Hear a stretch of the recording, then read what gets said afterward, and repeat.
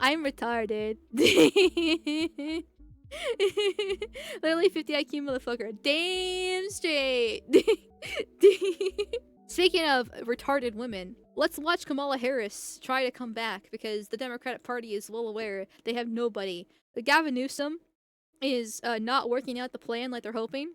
He's just stealing right-leaning memes and trying to talk like Trump on Twitter. Let's say the Jay Jones guy came out with those text messages talking about how he's going to murder kids. Will Stancil is now a right-wing icon. Bernie Sanders has been kicked out from the DNC like twice now because he's too much of a socialist. Nancy Pelosi's running for her 100th time in Congress. Josh Shapiro is not popular enough. Who do they actually have in the Democratic Party to run in 2028 at this point? It's probably a bit too far away. They need to create a cult of personality around somebody soon. Probably like 2 years before the election actually happens. So they still have a bit of time to find somebody to replace, but they don't really have anyone at all. And Kamala is a complete joke. And yet she says she's not done. So let's go ahead and listen to this wonderful woman make logical sentences. Tell this roller coaster story of the 107 days of your campaign, and it's a rollicking read. I've read it 3 times. No kidding. Yeah, because it's almost like a thriller. But it's clear you don't think losing the election was all your fault. So, Madam Vice President, I'm sorry. Hold on. It's clear you don't think losing the election.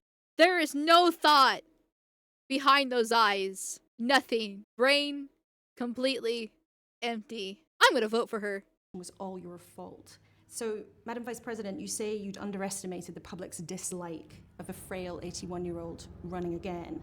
Do you feel that President Biden and his team torpedoed your chances of a fair chance at winning the election? Well, as I've written, the buck stops with me in terms of my campaign. It always did, and I take full responsibility for what I did, and that's part of why I wrote the book, is to talk about the reflections that I've had on those 107 days, what I thought were strengths, but what I also thought could have been better. And, I wrote the book for many reasons, and primarily, this election in the U.S. was unprecedented. We had a president of the United States running for re-election and decides not to run. God, Biden looks so lost in this clip. Why are they using this clip? She looks like she's literally leading him off the stage. Speaking of no thought behind those eyes, that's him. That's literally him. Like, just a confused old man. I almost feel bad for him. Because he's clearly abused and been manipulated by the party as the puppet. But I don't, because he's been part of the Democratic Party for so long.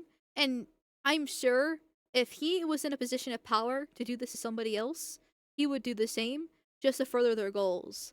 So he's a victim, but he did it to himself completely. So that's why I almost feel bad. Almost. Remember, this guy won by 80 million votes. Well, not by, but yeah, he was the most popular president in history. Totally not a stolen election, by the way. Oh my god. Running for re-election and decides not to run 3.5 months before the election. The sitting vice president then takes up the mantle, running against a former president of the United States who had been running for 10 years, with 107 days to go. On behalf of everyone whose story could only be written in the greatest nation on earth, I accept your nomination to be President of the United States of America. It is important to also note that it turned out to be the closest presidential election in the 21st century in the United States, and it was important to me. Hold the phone. She wasn't really nominated. They completely threw Biden under the bus after the first debate because he made such a fool of himself. And then Kamala was basically chosen out of thin air. And apparently Biden had no clue about it. Supposedly, that the rumor has that Biden had no clue about this and was actually forced to, I guess everyone was auto pen and he probably wasn't even aware what was happening at the same time. But like this kind of came completely out of nowhere. Oh, Biden's dropping out. He didn't even know he was dropping out. Oh, Kamala's gonna be the pick. This happened like a week after the disaster of the first presidential debate between Biden and Trump. Like, it came out of completely nowhere. The Democrats were well aware that they were not going to win with Biden. She was a Hail Mary, and she still failed. And it wasn't even close. It was a landslide victory. Like, it was, I remember, because I did an election stream. It was quite literally my second stream I ever did during that time. And stayed up all night watching states turn red, red, red. Every single swing state, red. At least I think every single swing state. And maybe one was blue. I can't remember off the top of my head, but I'm pretty sure like every one was red. Because it was like a year ago at this point. Like it was not close, not close at all. It was a landslide victory. If it went close, that would have been Biden and Trump. But it was close because there was some shenanigans going on for that election. And, most popular president alive, 80 million votes, 81 million votes, huh? Huh? Almost never seen before, but 81 million votes. Goddamn. I hope that Trump investigating into the 2020 election is not the highest priority. There are much bigger things to happen because at this point it's too late. Biden already had his 4 years. And if anything, it so being so blatantly stolen, and Trump is being so screwed over, helped radicalize him. And even though he's not perfect, I'm not exactly happy with his administration so far. He's still a lot better than I think he would have been if he didn't have the election stolen from him. Because his first term was complete like a wet noodle with it. Which I also think him being screwed over constantly, backstabbed by people like Mike Pence also helped with it too. But still, the point remains.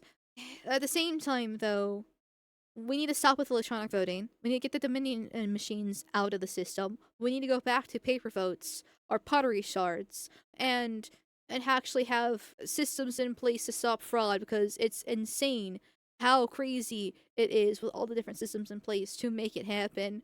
Not just the Dominion machines, but kicking Republicans out from the counting booths, vans showing up at 2 a.m. with mail-in ballots, etc., etc. The Social Security fraud with people voting that are over 100 years old. Like, there are so many issues currently with our voting system, and it needs to be fixed if we're going to continue on with our democracy. To write this book because it is a part of American history. And I was absolutely intent on making sure my voice would be present when history reflects those 107 days. The reason that you ended up in that situation, and you say very clearly in the book, essentially you didn't have time. You didn't have time to make the campaign your own. You didn't have time to show the public what you could believe you could really do. And you also say President Biden pulling out should not have been a choice for an individual ego or an individual's ambition. Do you feel that you were deliberately kept in the dark about what was going on and how much he was struggling behind the scenes? What I have written is what I believe, which is, one, we needed more time. There's no question about that. Two, there were many factors that contributed to the outcome of that election. But being mindful of the fact that there were extraordinary people who were involved in those 107 days in building up an inordinate amount for the time that we had, enthusiasm and, dare I say, joy around the possibility for our country. And that comes across. I mean, I do think Kamala got a bit screwed because she got thrown in so last minute. But at the same time, she'd be fucked either way. She's just not popular. She was a know-nothing vice president, made a complete fool of herself multiple times. There's so many clips of her not able to make coherent sentences, which I know that might seem hypocritical coming from me, since I can't make coherent sentences either. But I'm a dumb, random VTuber on the internet. She was the vice president of the most popular president ever to exist. There's a difference. She's also a raging drunk, and there's so many interviews out there that have, if you find the leaked files for them, have been clearly edited to make her look a lot better than she is. The whole brat thing that they try to do, like, brat summer, oh, feminism, women are so powerful, the first black, also sort of Indian vice president, first black woman president, or Indian woman president, depending on which demographic she was aiming for. This is just, there was nothing there. And her policies were abysmal too. It was just communism. Like, even then, she barely spoke policy. It was just, oh, vote for me, I'm a black woman. It's literally just Hillary 2.0, but worse, because she doesn't even have the charisma that Hillary had. She even if she did get a bit screwed because of how the lack of time she had, she would still be fucked, no matter what. You're not going to be able to defeat Trump. But the context here, I think, at this historical moment you talk about is so important, because there had been months of speculation around the world, here in the UK too, even in April, long before President Biden pulled out, We asked Nancy Pelosi what was going wrong. This was a huge subject of discussion. And you write that President Biden didn't raise his frailty with you, and you write that you didn't really raise it with him. That's extraordinary to read in your account. Well, let's be more precise. There is a very serious difference between capacity to be president of the United States and the capacity to run for president of the United States. And so it is on that latter piece that I... Hold on, what did she just say? Extraordinary to read in your account. Well, let's be more precise. There is a very serious difference between capacity to be president of the United States and the capacity to run for president of the United States. And so it is... Because you don't have the charisma or the and the policy, because both are important. More the charisma than policy, unfortunately, but still, to influence voters to be able to get the votes to be president in the first place, and then be able to lead, because you still need charisma to lead, to influence people, and great policy, and talk to other leaders. How is there a difference between the two? Nothing. She said nothing. Yeah, this is retarded. It's on that latter piece that I talk about in the book, about my concern about his ability with the level of endurance, energy that it requires, especially running against now the current president. The total initiative relative to what we're going to do with more Border Patrol and more asylum officers. President Trump? I really don't know what he said at the end of that sentence. I don't think he knows what he said either. So that is what I speak of. I remember that. That was gold. Oh my God. Book, and you rightly point out that I, in reflection, realize that, I ask, was it on my behalf grace or recklessness to not raise the point with him about whether it was right for him to run? But let's be clear, my question was never about his capacity to be president. But isn't it a strange message to the public to say, you know what, you need to be tougher and more able to run a political campaign than actually to be the person behind the desk in the Oval Office, to be the person making decisions in the Situation Room? So did you just... It's the BBC. So it's a shitty journalist. And they're not actually really going hard on her. But at the same time, they're still actually asking the same question. What do you actually fucking mean? Because that makes no goddamn sense. She is that bad that they can't even softball questions to her without her logic just falling apart. Just not think it was that bad? Or did you feel you just couldn't raise it?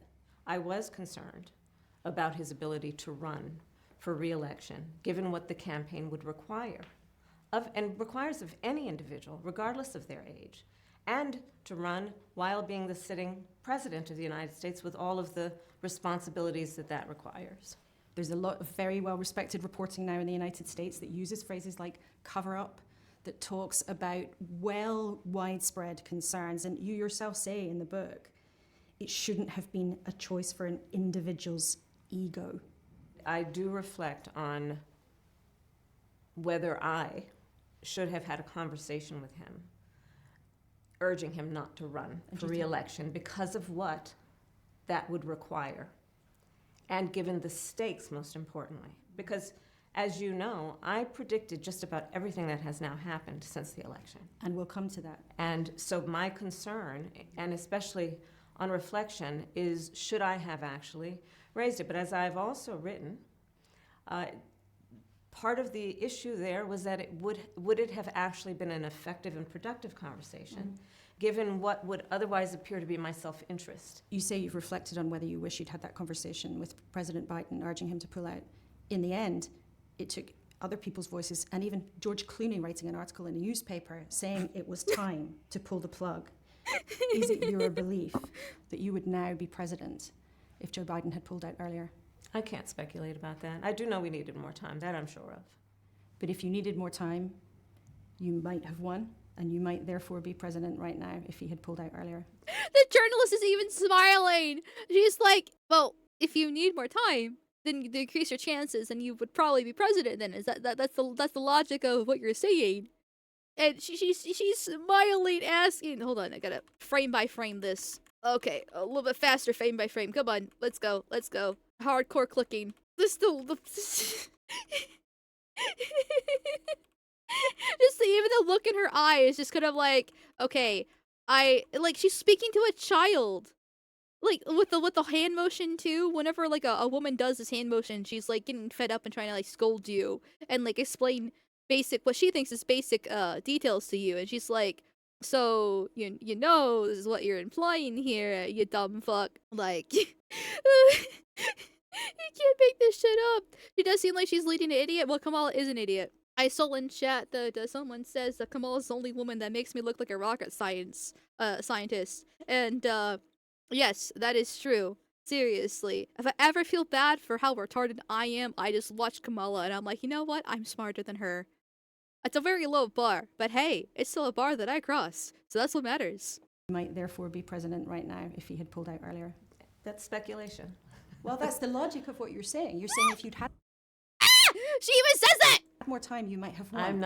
I can't predict what the outcome would have been, but I am certain we needed more time, 107 days, to run for president of the United States against a former president of the United States in this political environment, with, as I also have written, the vast amount of mis and disinformation, the need to actually speak with a nation of 330 million people about not only who I am, but what I stood for in terms of the policies that I do believe actually are very salient and address the highest priorities of the American people. 107 days was clearly not enough time to do all of that. And what leaps off every page is you threw yourself into those 107 days. Indeed I did. And my team did too. I have an extraordinary team. In fact, I've dedicated my book to my team. From the first day I got the call from President Biden on a Sunday afternoon while I was in my sweats with a ponytail, having made pancakes and bacon and sausages for my your baby nieces. So she's being a proper woman, making food in the kitchen for kids. But that's what a proper woman should do. And clearly, I don't know how bad her cooking is, but cooking's not that hard. She needs to stay there. She has no right being anywhere near politics. She needs a restraining order of 50,000 feet away from politics because she does not have the brain capacity, the policies, the logical functioning for anything other than breeding and cooking and only breeding with other fellow Browns because she's still too low IQ. She's from Indian descent. Indians have an average of 75 IQ, plus she's a woman and women are usually dumber than men on average as well. So she's probably looking at about 70 IQ, you know, plus she's also a drunk, so that probably knocks her down a few pegs as well. Somehow she got this far, so I'm trying to be a bit generous. Granted, she did suck her way to the top, quite literally, so maybe I shouldn't be as generous as I am. From that day and that afternoon when they all showed up, half of us had been working out and not had even a shower. And for those 107 days, they worked around the clock and left everything on the table, everything on the field. And when it comes to your campaign, you've already said the buck stops with you. Indeed. You had massively successful rallies, you had a crazy number of celebrity endorsements, you had Oprah Winfrey turning out for you, you had Taylor Swift backing you. But there's little in the book about why you feel you didn't connect with ordinary voters. I remember the Beyonce concert last year. People showed up for the Beyonce concert, and then they walked out after it was done. And if I remember correctly on this point, I might be wrong, take this with a grain of salt. I'm pretty sure Kamala was actually pretty upset that so many people were walking out because they only came for the Beyonce concert and then they left. Because no matter how many celebrity endorsements that you have, if you have the charisma of a fucking rock, actually no, I think rocks have more charisma. Kids like collecting rocks. How adults like collecting rocks. When I went on my little break, a few weeks ago, I was collecting rocks walking down the shore side, and I was having fun with them. Rocks are more enjoyable than this turd of a woman. And she couldn't get any support. Any actual genuine support other than the paid shills. In fact, if I also remember correctly too, I don't know the exact figures, but didn't her campaign go into a massive amount of debts, like hundreds of thousands of dollars in debt because they tried to pay for so many people to prop her up and then she crashed so fucking hard? She's a complete failure through and through. Those people in the middle who could have gone either way. And indeed, during the campaign, Gen Z and Latinos in some numbers moved across to Trump. You stayed in your comfort zone, didn't you? That was the Democrats' problem. I received 75 million votes from a variety of people. But in the Electoral College, you were far outdone. I'm not finished. I received 75 million votes from people around the nation of every stripe, whether it be geographic location, race, gender, and age. And it is true, however, and I also reflect and write on that, that for probably a decade, Democrats have been losing certain sectors of society. And there's work that we need to get done. One of the reasons that I ran on the issue of childcare, of Medicare, basically a health coverage for home health care for people, for example, who are raising young children and taking care of their parents. One of the reasons I ran on a perspective that we need to make housing more affordable. So I was offering a $25,000 down credit for first-time home buyers. I ran on an agenda that was about going after price gouging, corporations taking advantage of working people. But why didn't it connect with working? Right here can easily be solved by mass deportations. Unironically, every single problem she listed can be solved by mass deportation. Like, it's not actually a hard concept. Everything's downstream from that. Raising taxes, because that's what's going to be necessary, and I think she even admitted it during her campaign, if I remember correctly on that. I could be wrong. I do have a memory of a goldfish, and this was over a year ago at this point, so if I get anything wrong, my apologies, chat. But, like, raising taxes and then giving people free money, which is not even free, it's welfare, for problems that can be solved by just deporting people, and you're making people's lives actually worse because once again you're taxing them higher, and it's only the leeches that use the welfare too. That just makes everything worse all around. If you mass deport all these foreigners, all of a sudden jobs open up. So then actual real Americans can get jobs when right now we're having a job crisis. Wages will go up because companies will be desperate to hire more people, that they're going to have to be competitive with their wages instead of suppress wages from having too many workers, once again the job crisis. Housing costs would go down because all of a sudden there'd be a shit ton of houses that would need to be sold and will actually be bought. And so once again to be competitive, those costs would have to go down. Childcare costs would also go down because then you don't have, even though I'm against childcare, because I don't think a random woman should take care of her kid, the mother should actually take care of the kid. If you don't have a bunch of foreigners with their 8 babies because they pop them out like fucking candy versus the average white having like 2 or 3, all of a sudden space fills up within daycare. And to fill those holes, they're going to have to lower prices so they can have more people drop their kids off. So childcare costs go down. Literally everything is downstream from just mass deporting hundreds of thousands of people that simply don't, actually millions of people that don't belong here. There are 55 million people on visas alone. Probably close to around 100 million illegals alone. And then there's also the other different scams and systems in place to invite people to live among us. So if you just get rid of over like 2/3 of the American population that simply just don't belong here, or about half, I think 2/3 is probably too much, but about half of the population that are just foreigners and don't actually belong here, all of a sudden, life for America gets so much better. Crime goes down, costs go down, jobs and wages go up. Like, it's going to be fucking paradise. You don't have to tax people to death just to give more leeches, more welfare, and make things so much worse all around. That's why it didn't actually appeal to the average worker, because the average worker doesn't need that. They need the foreigners gone.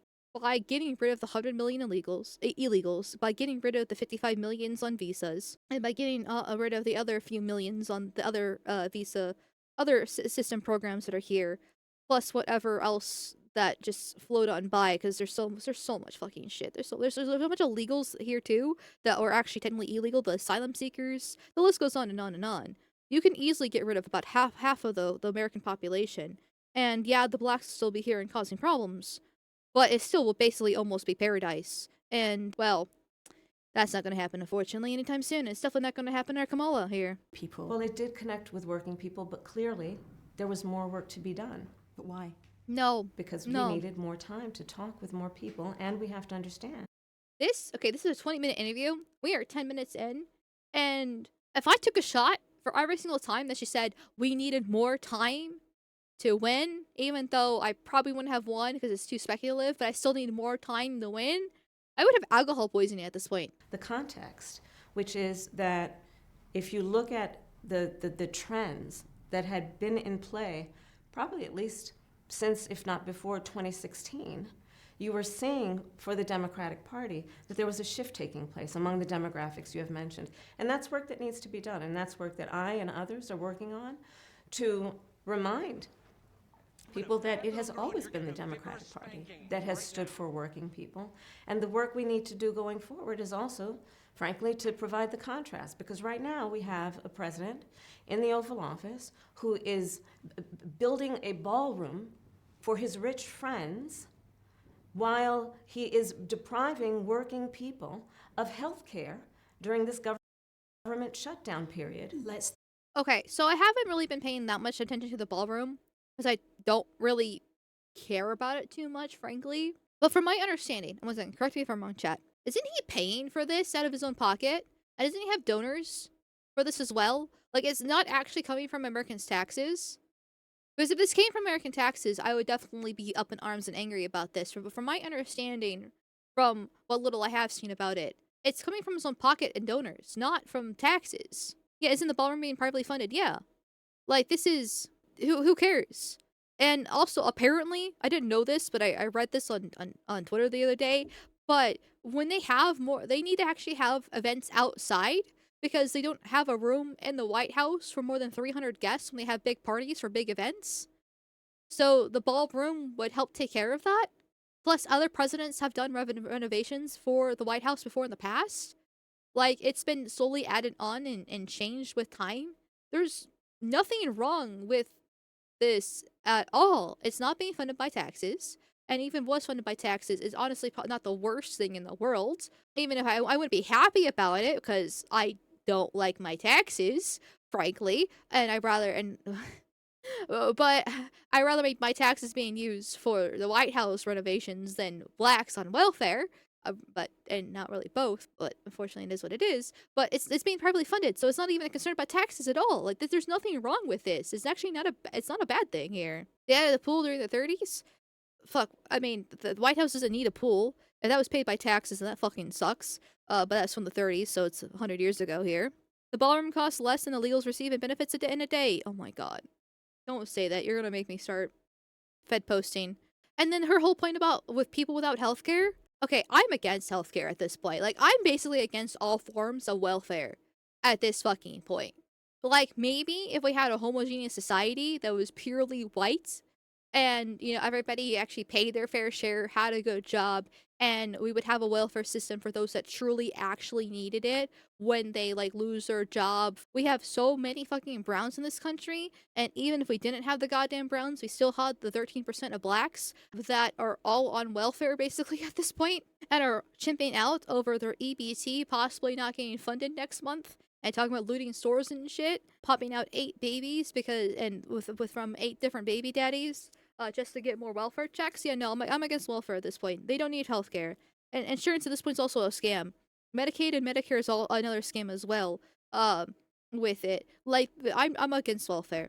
If we were, even then, America is so big, like as a landmass and a population, that even if we were, I mean, granted, the population would significantly decrease if we get rid of all the Browns, but it's so big that I feel like we need to be on the state level to have a welfare system in place, or at least a more social, like more of a socialist welfare in place. But it's not realistic. It's not realistic with America at all. Not with our demographics and not with our size. It works out decently well in Britain and the Scandinavian countries because, well, at least it used to because they were a homogeneous society with very small populations. But then they started importing all the Browns, and all of a sudden everything goes to shit, which is why the NHS is a never-ending black hole of bullshit. Like, it's just, but it's not realistic in America, unfortunately. So I'm just against welfare. I don't care. I don't care about people not having health care. They can go die. Simple as that. Like, I don't care anymore. Because all the people on welfare don't deserve it 9 times out of 10. They are leeches. It is what it is. Vets should get it 100% get it free. Okay, that's a bit of a different story when it comes to vets because they actually, you know, risk their lives for the country. But I am just so done with the current system that I just want it destroyed. Wake me up when we can actually have sensible policies on welfare. But until then, I just don't want it to exist. Social programs in the U.S. is being used as a vehicle in which to convert white prosperity in the brown population, just as Brazilians used to enrich a few thousand Brazilians in the USSR. Ah, yes, Brazilians. Wink, wink. Wink, wink. But yeah, it's the case. Like it's that meme that's unfortunately not a meme where it has like the welfare system and the white guy, and then it goes from like the arrows go pointing down to some fat black woman with it. Like it's just a little fucking upsetting, and I just want it gone at this point. Wake me up when we can actually reestablish it. That might be like a 6 to 7 year nap. You are way too hopeful. You are way too hopeful, especially in Vance. I love JD Vance. He's super fucking hot and based, but he's not based enough to make that happen. Why do people say Brazilian? Just call the Jew out by name. It's with reference to at this point an old Sam High video. Actually, I think it's one of the first ones he was starting to make, where he would call the Jews Brazilian as a joke, and to get around the YouTube censors as well. I used to call them Brazilians on a regular basis, but then too many people got confused why I was calling Jews Brazilians and calling me an idiot. Which, don't get me wrong, I am an idiot, but not because of that, and so I just stopped. There's a evocative moment in the book where you realize you've lost and you say, my God, what will happen to our country? Yeah. And as you've mentioned, the Trump administration is pulling down the east wing of the White House. They're turning many conventions on their head.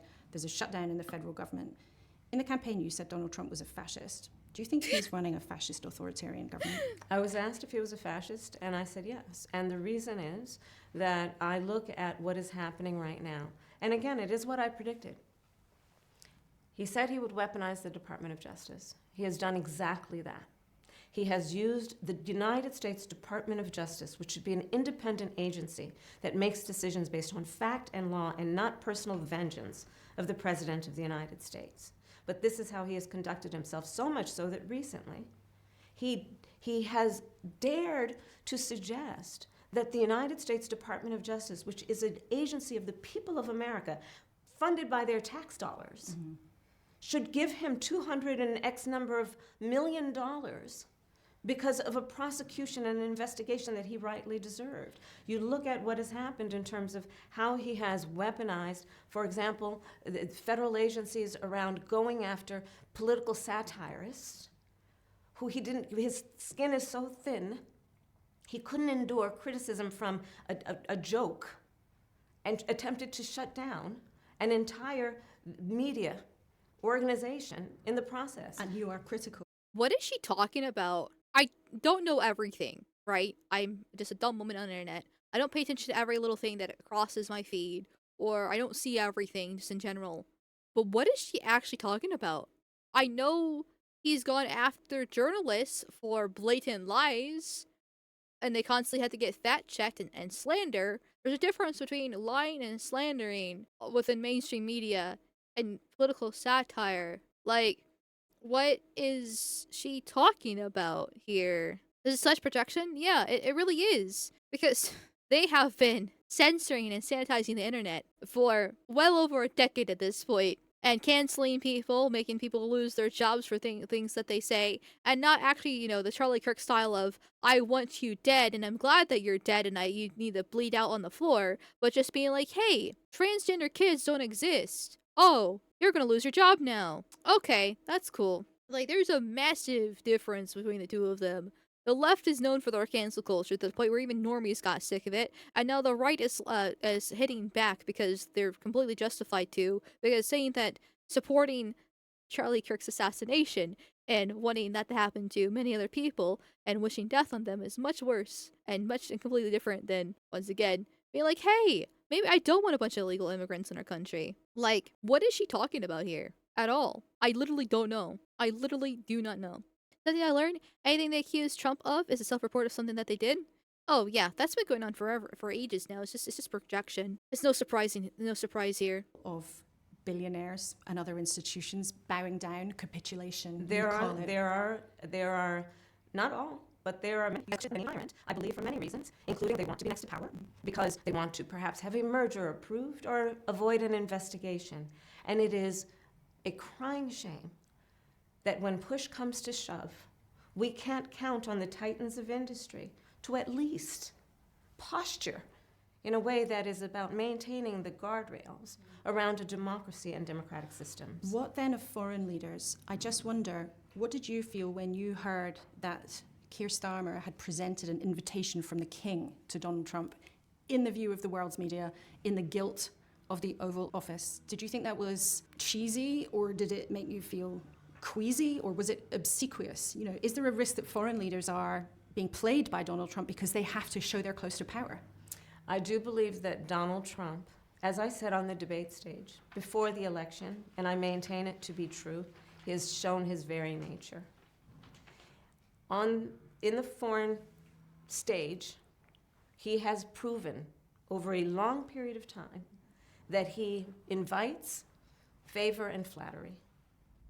And what I said on the debate stage, like everything else I said and predicted, continues to be true. So you would make that warning to foreign leaders to be careful what they wish for by getting too close, perhaps? Foreign leaders will do as they think is right for their country. And yet, Donald Trump has made progress of a sorts in the Middle East that President Biden and you, I know you worked hard on this, failed to make. Do you praise the achievements he's made in terms of seeming to move the Gaza-Israel conflict towards resolution? Listen, I think that, first of all, I'm very, very happy that we now have a situation where the hostages are out. There's still more work to be done. I think credit should be given where credit is due, whether it be Egypt, Qatar, or this administration and this president. There is good work that happened, but there's a whole lot more to do. And as you can see, when we're talking about, in particular, one, the fragility of the ceasefire, two, equally important, and something I've been working on since October 8th, what is the plan for the day after, which includes the security, the governance, and the rebuilding of Gaza. This was many years ago. Once again, memory of a goldfish. But if I remember correctly, Trump, before he left his first term, had already planned a pullout of Afghanistan, and then Biden went in, completely fucked it up, and then all of a sudden, terrorists had a shit ton of American weapons and helicopters and goods that was ours, and we put many lives at risk, soldiers and civilians. That's how botched the pullout was. I do not trust that same administration that completely botched the Afghanistan pullout with anything to do with Gaza at all. Like, it started under their administration. Many wars started in that administration, like Russia, Ukraine, because the world leaders looked at Biden and saw that he was weak. He was just a puppet. Nobody cared what he thought because everybody knew he wouldn't do anything. So I don't see the ceasefire really working out because neither side actually wants peace. They both want basically, I would say, mutually assured destruction. They don't care. Israel has already broken ceasefire many times because this is like the fifth ceasefire, some shit like that. It's the best one so far. But I saw some rumors that it was already broken too. I've heard from places that it was Israel. I've heard from other places Hamas. Regardless, neither side actually wants peace. They both want the other to be completely destroyed. There's almost no point, in my opinion, but that's me because I don't give a shit about them. But at least Trump was able to get somewhere and do something compared to the many years that they had for their administration. I don't trust this woman with anything. Fuck, I don't even trust her with the pancakes that she was talking about earlier. Okay, well, let's get back to Kamala Harris. Let's talk then about what's next for you and also what's changed in your life since then. Donald Trump stripped you of your Secret Service protection at a time when there had been attempts on his life.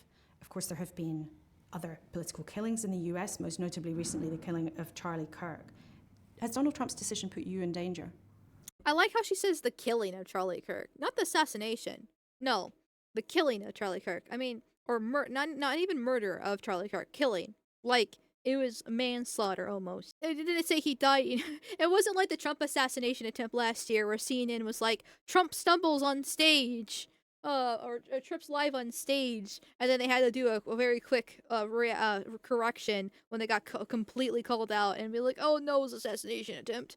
It's not as bad as that, but it's killing of Charlie Kirk. Not murder, not assassination, killing. He just died randomly. I feel safe. Why do you think he did it? You'll have to ask him. Well, you must have thought about it. You have to ask him. I don't pretend to know why people do what they do on a daily basis. You write very powerfully about the difference. Oh, okay, sorry. I'm going to back that up a little bit because I kind of stopped mid-sentence with that. Has Donald Trump's decision put you in danger? I feel safe. There have protection. It includes the security, the governance, and the rebuilding of Gaza. Let's talk then about what's next for you and also what's changed in your life since then. Donald Trump stripped you of your Secret Service protection at a time when there had been attempts on his life. Of course, there have been other political killings in the US, most notably recently the killing of Charlie Kirk. Has Donald Trump's decision put you in danger? I feel safe. Why do you think he did it? You'll have to ask him. Well, you must have thought about it. You have to ask him. I don't pretend to know why people do what they do on a daily basis. In terms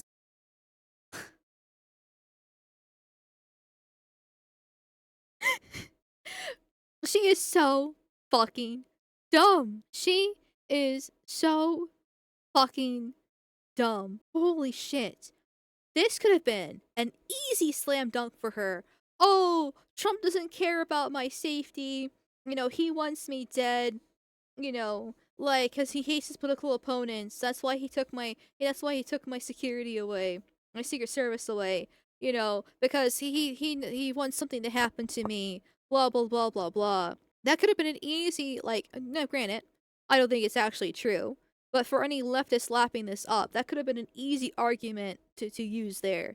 And instead, she's just like, well, I don't know why anybody does anything. You couldn't think about that? What? What? Because she knows, and the truth is, she knows, and why she feels safe is because she knows nobody's actually going to go after her. The right's not the ones that's violent. Are they perfect, the little angels? No, of course not. But I'm not going to play them both sides when it's the left that is crazy violent. They literally assassinated Charlie Kirk. They've killed a guy for wearing a MAGA hat. They shot at Republicans at a baseball game. They've burnt down cities. They chimped out and attacked people. They're threatening for their EBTs and everything like that. They're constantly talking about on Twitter about murdering other people like Matt Walsh and JD Vance.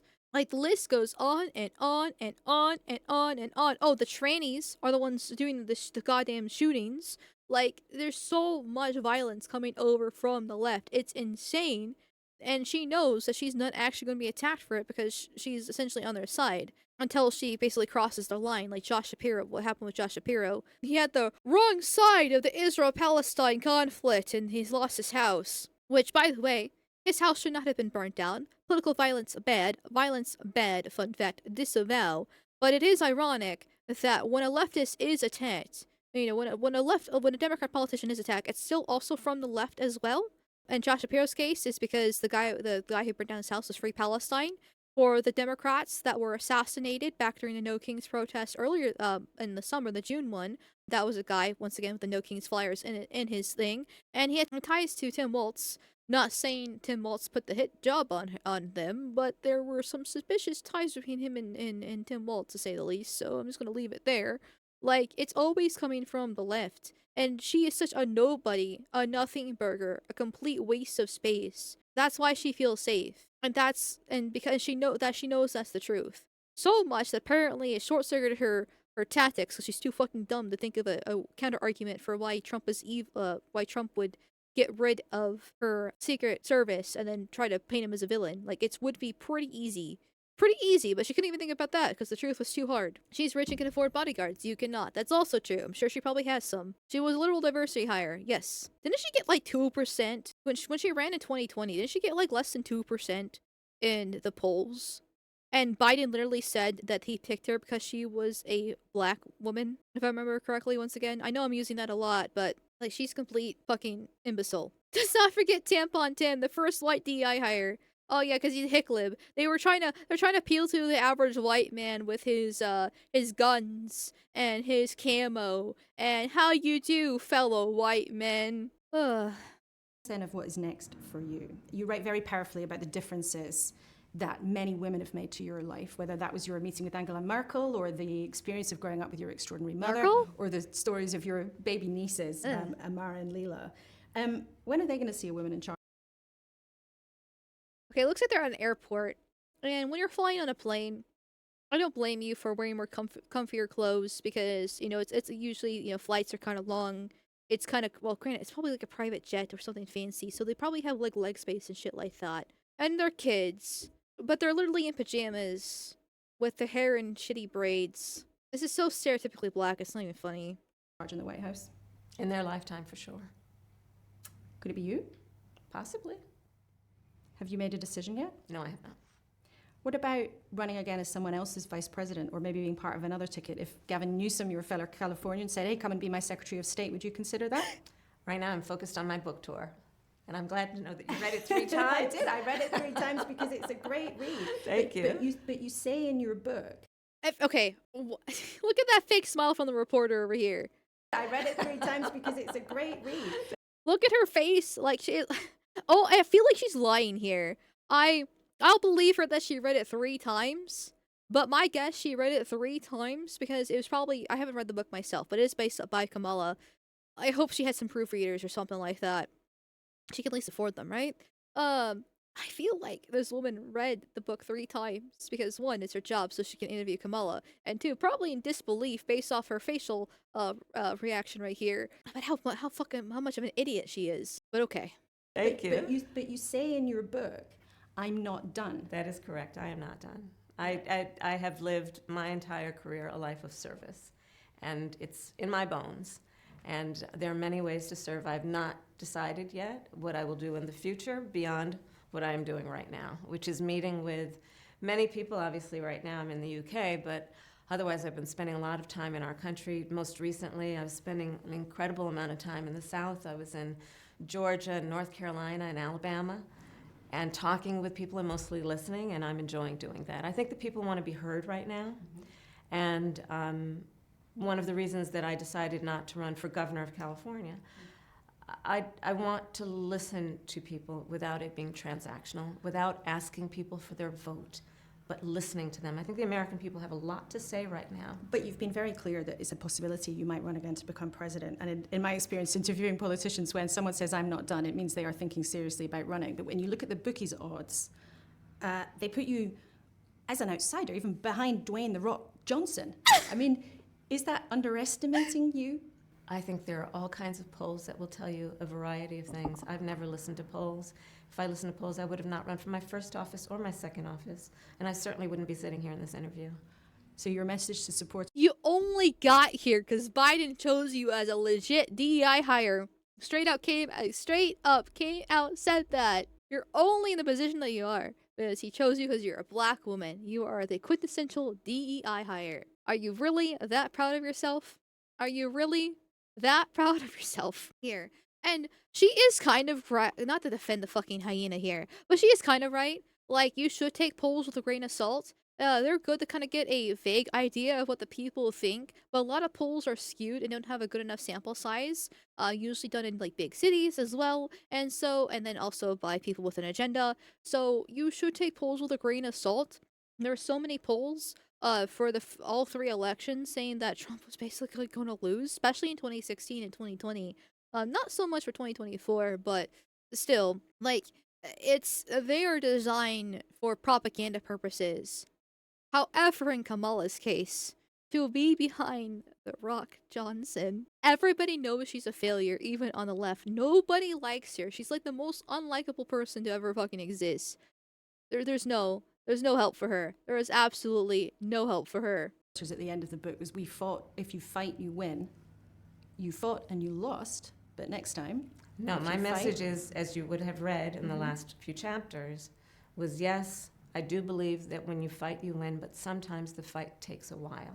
That was my message. While I concede this election, I do not concede the fight that fueled this campaign. Let's close with a couple of fun things, if I can squeeze them Sure. in. Because one of the things that also comes across in the book is Kamala looks so uncomfortable. I mean, I don't blame her. She's probably high off her ass right now. Look at that face. That's almost a meme-worthy face right there. The fake smile, the tight cheeks, dead eyes, looking at her like, I just want this to end and I want you to shut the fuck up right now. She is not happy, especially after a little mini catfight they just had about whether or not the woman just read her book or not from the last few pages of it. Like, this is a happy woman right here, 100%. She cannot wait for this interview to be over in 2 minutes. She needs more vodka in her. True. This is an off script, so she won't know what to say. Yes. I gotta say, this interview is not bad at all. Well, I don't really trust it. Ever since she had that interview last year with, oh God, what was the mainstream media outlet? I forget what it was. But she had an interview last year with, or was it earlier this year? Fuck. I think it was earlier this year. Anyways, the point remains. She did an interview with some mainstream media outlet. And it was leaked and proven that they purposely edited her words to make her sound competent and rearrange different points of the interview, depending on the context, to make her look even better. And if you actually watch the full interview of it, she was a complete bumbling mess that said absolutely nothing. Which, granted, for the interview that she did, that was still edited, was still not great because I will give her credit. She's great at saying nothing, a lot of words but nothing at all. But the actually completely unedited interview, oof, oof. 60 minutes? Yes, it was 60 minutes. Thank you, chat, for being my memory, because I have none here. Like, that was, oof, oof. There's no words to describe how bad the full actual interview is with her for that 60 minutes. After that came out, I wouldn't be surprised if this one's the same way too. I legitimately wouldn't. In the book is part of maybe the showbiz side of campaigning. You obviously enjoy it and meeting musicians and creative people and coming across. And people who you might, I think the challenge is you recognize the famous names, so you're speaking of them. But there were millions of people that you wouldn't recognize their name who I met with, who gave me an incredible amount of joy and really continue to Women. give me a sense of confidence Black in who women. the American people are, and their optimism, and their fight, and their endurance, and their love of country. Is Kamala still? No white men in those pictures at all. And she is proud of that. White straight men, must be eviscerated. Completely not wiped out from existence of the human race. But women, though, oh, I love girl power. Let's go. Ooh. Brat. I think we're going to have to ask that beautiful artist who said it over a year ago. Maybe we'll ask Charlie XCX. Yes. What do you miss most about being vice president? I worked with wonderful people, and that was great. The work that I do because I want to solve problems, and there was good work to be had. And what do you miss the least? I don't know. These are high-class problems to talk about things like that. Madam Vice President, thank you so much for giving us your time today. I'm glad to be with you. Thank you. Thank you. What did she say? I know What do you she's a miss the master at least? saying nothing, but what does she just fucking say? Most about being vice president. I worked with wonderful people, and that was great. The work that I do because I want to solve problems, and there was good work to be had. And what do you miss the least? I don't know. These are high-class problems to talk about things like that. I knew watching this interview would be a train wreck and hilarious because it's Kamala Harris. But I feel like I actually got real-time brain damage from this. These are high-class problems is the crazy response of LeMayo. Yes, it really is. It really is. Like, I know what she's trying to say in that sentence, where, like, I'm very lucky to be the vice president, and so the problems I had with it, is something that it's a burden that's worth carrying. That's what maybe I'm giving her too much credit here, is Kamala. That's how I understood it. But you're also still the vice president. It's not an easy job being the second in command of the world hegemon. You're going to have actual real problems to have because you're the vice president of the United States of America. Miss Border Czar.